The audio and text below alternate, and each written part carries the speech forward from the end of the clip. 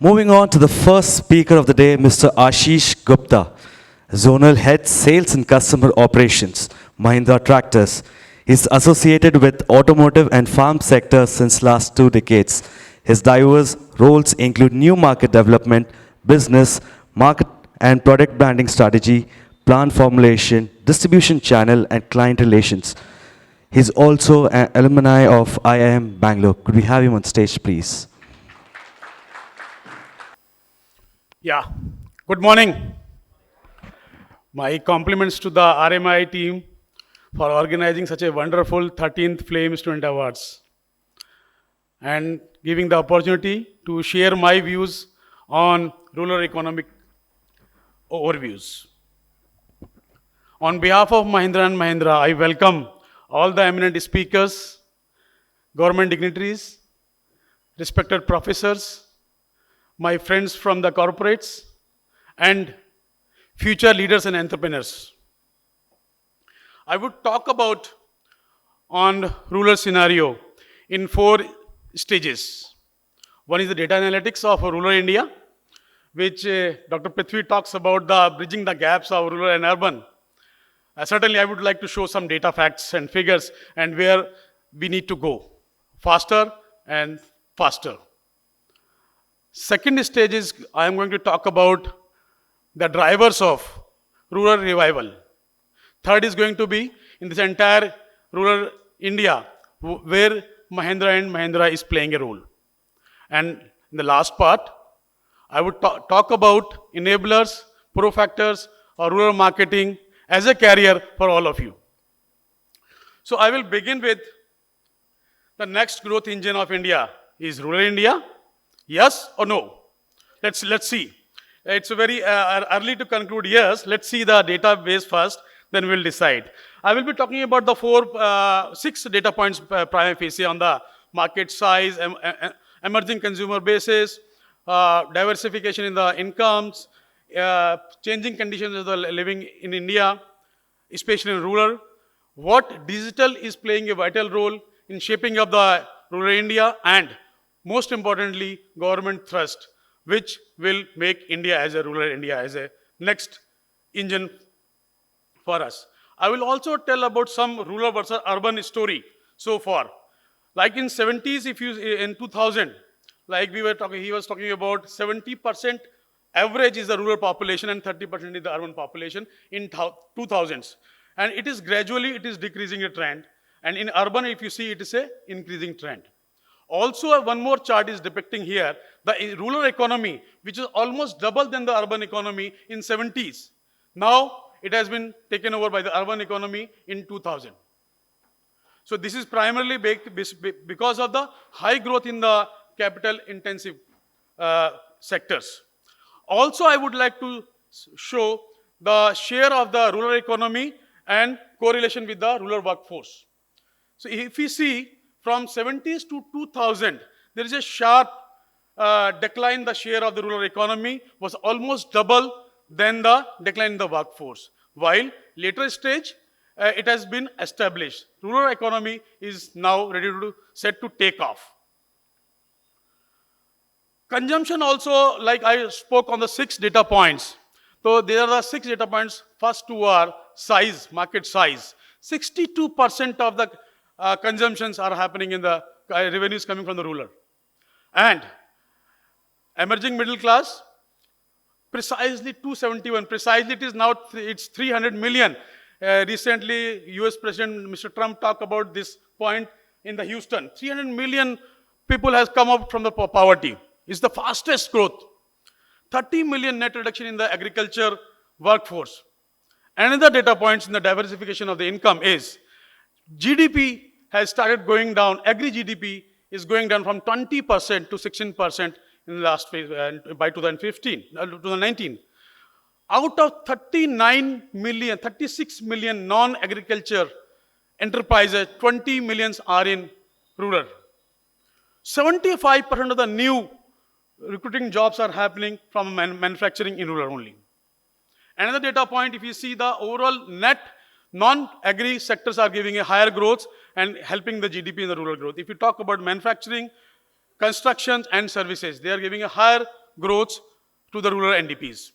One more data point if we see, the correlation between the GDP and the rural employment. If you see the agriculture, there is a growth in the agriculture GDP, but there is a decline in the employment. If you talk about the manufacturing, growth is almost tripled in the GDPs, while jobless growth. If you talk about the construction, it is almost in sync with the GDP and employment, and so in case of relative growth, in case of services. So what is happening here? It's a shift in the employment from agriculture to the other sectors, like especially in the construction. Occupation also, one of the data points says that by 2020, 1% from every agriculture household is likely to be in the service sector. This is also one most important data factor, which will also bridging the gap between rural and urban. Three more facets of the changing status in the rural India. Social infrastructure, 472 million mobile connections. It's huge. 2.16 lakhs common service centers. More than 50% rural population is having a bank accounts with the link with the Aadhaar card. 97% population is having a Aadhaar card in the rural area. Apart from this, 165 million rural are having smartphones. What Mr. Prithvi was about to talk about this, how digital is shaping of the rural India. Highest sales are happening through Amazon these are the smartphones. 0.25 million panchayats are going to be connected with the broadband. I have been told by Mr. Sharif in the morning itself, he was praising about how panchayats are being facilitated with by farm mechanizations in coming times, especially in the states of Telangana. 62% of the rural houses are now pakka. This itself, what is depicting? This itself is depicting this rural India is shaped up and about to take off. I will also talk about some access and reach in the 4 regions of the country. If you see, almost 59% to 78% population is living in the rural. Out of 6 lakhs villages, almost 52 to 53 lakhs tractor population. That means penetration is much, much higher in all the villages across the country. So with all these data facts, you must be seeing now that how important is rural India, and it is going to be the next engine, growth engine for the country. Now I will talk about the drivers. Lot of money is being pumped in with the help of, for the employment, it's with the Manrega, construction of houses with the Pradhan Mantri Awas Yojana, as well as Deen Dayal Upadhyay for the mobilizations of the households, road construction with the Pradhan Mantri Gramin Sadak Yojana. Apart from this, one more important facet is you can see here, lot of thrust is being given on the subsidies by the government, be it a food, fertilizer or fuel. It's on an increasing trend. Change in the policy also giving a good thrust, like from food security to the nutrition security. How it is happening? It is prima facie because of the horticulture. Uses of horticulture is increasing, and cereals are being cropped lower in amounts. If you see the chart, cereals are going down while horticulture is going up. Value of share, if you see, cereals 38% to gone down 26%, while horticulture from 18% to 33%. Why it is happening? Because horticulture crop requires smaller lands with the high returns. And you can see in case of banana, net income in banana per hectare is almost 42 times than wheat. And so is in case of cauliflower, sugarcane, brinjal, tomatoes. That is the main reason of shifting from cereals to the horticulture. Farm mechanization also playing a vital role in increasing the higher productivity of farmers.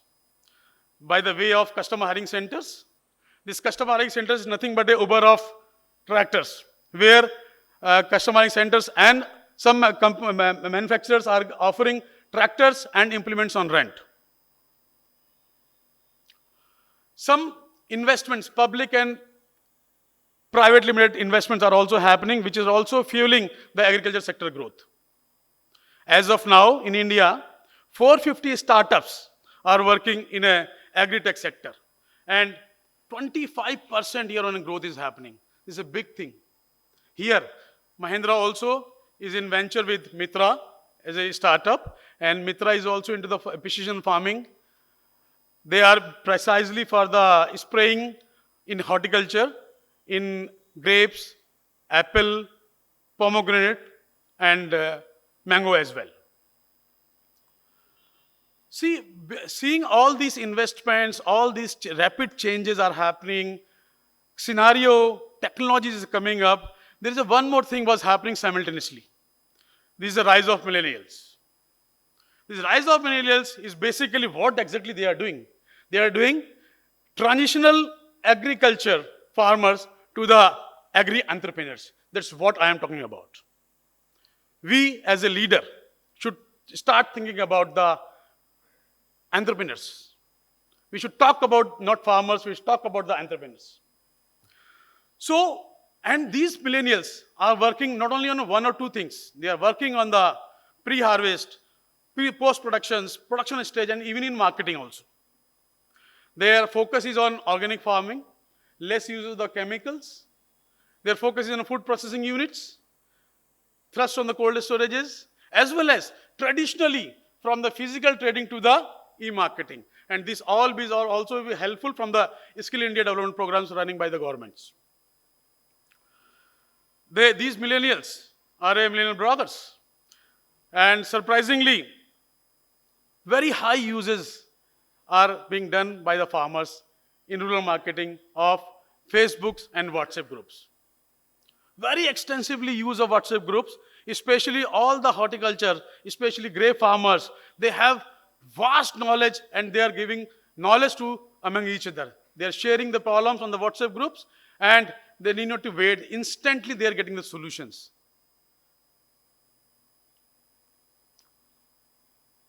So with this, income increase in the income and because of the farm mechanization.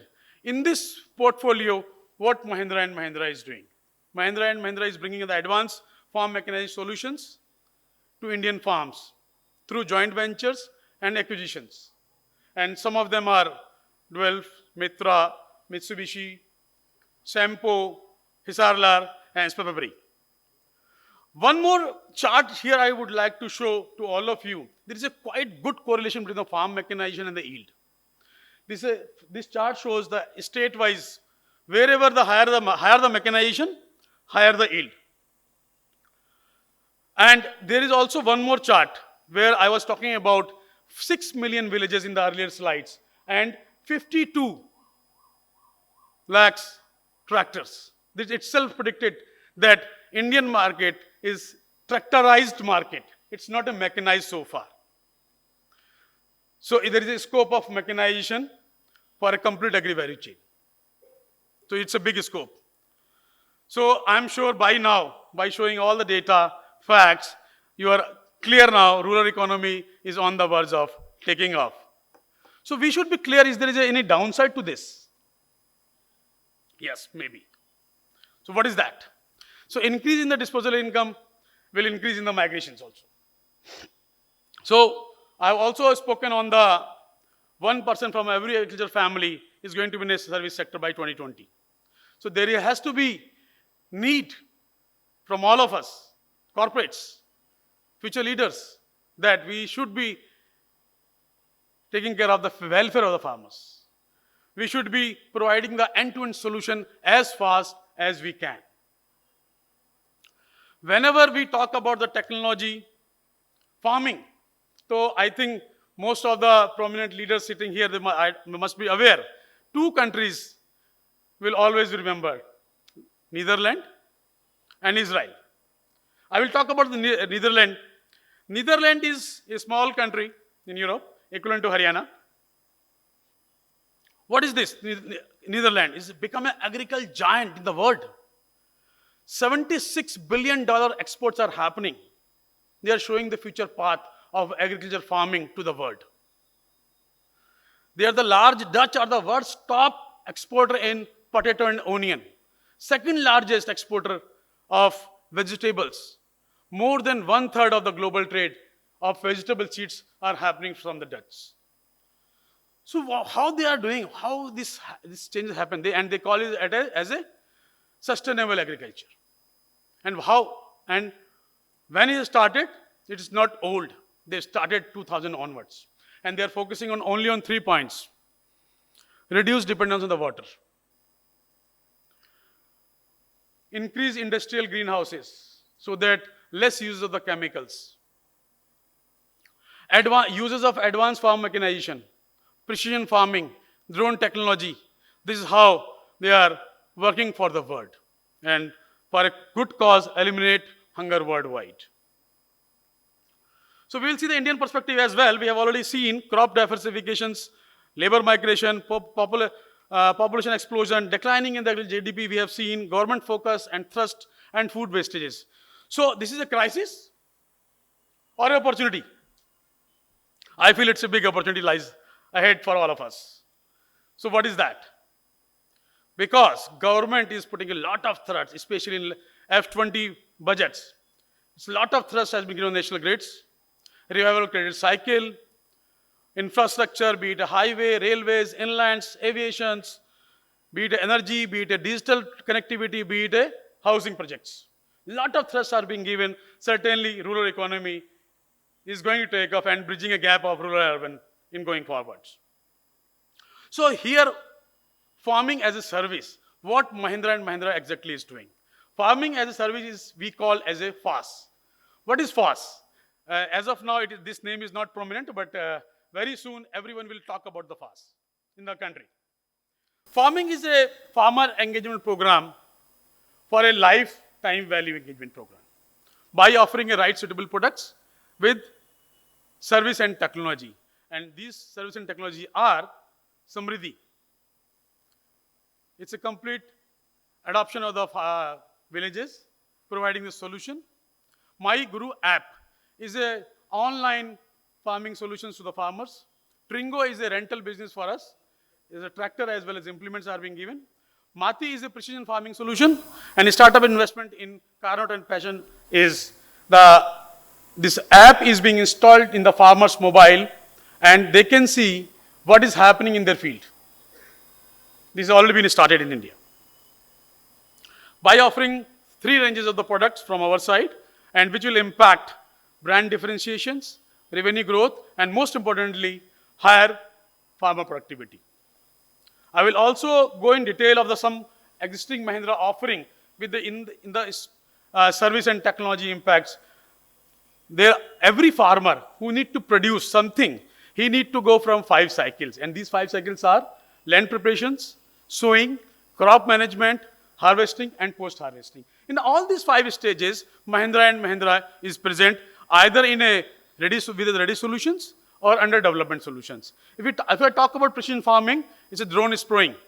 The drone spraying is in progress. It's happening. We are doing a lot of research in the drone spraying, especially in Maharashtra. My Guru app, crop management tool, it's a Krishi Charcha, is on the portal.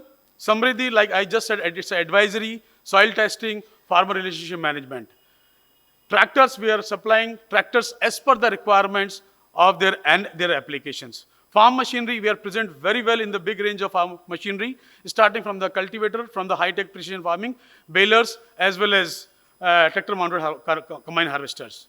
In agri space also, we are providing seeds, crop care, and many other vegetable seeds also. In Tringo, I just spoke on the rental business of tractors and implements. Mahindra Finance is an in-house finance business available with us. They are helping in financing all agri-related products and services to us. So many of us must be thinking, I am talking about more on the rural, why not urban? There is a reason behind this. Most of the corporates are now shifting from the marketing from urban to rural. The other main reasons are many competition as well as congestions. And now urban market reaches to the saturation point. And most importantly is reduction in the margins, and risks are very high. There are various factors which made rural markets viable, like large population. We just spoke on this. Many things we have spoken just now, raising prosperity, growth in the consumption, lifestyle changes, life cycle advantages, market growth is higher than the urban, rural marketing is not expensive, and this is the most important. Remoteness is no longer a problem. That is the most important for any marketeer to be present in the rural market. What are the pro factors? There are many pro factors: reduced burden on the urban population, economic growth, employment generation, improved living standard, and so on. Now, I would like to also show you most important enablers in this rural marketing, which is e-commerce is making a difference. We all are aware on this. Rural entrepreneurship, we saw the millennials. Technology is a great enabler. And to summarize, as a carrier for all of you, it is definitely yes. But develop a qualities to play in this rural market. These qualities are: be a learner, understanding of psychographic and demographic of the rural population. This is most important. 70% of the population is still worked on the emotions. So your IQ has to be very, very strong to play in this market. I always talk about, if you want to be a successful rural marketeer, don't sell the product. Start working on the transformation of their lives. So my advice, think bigger. Rural marketing is definitely a choice to be considered. Hit ratio is likely to be less, but intangible benefits are likely to be more, since they will care for you. Thank you very much.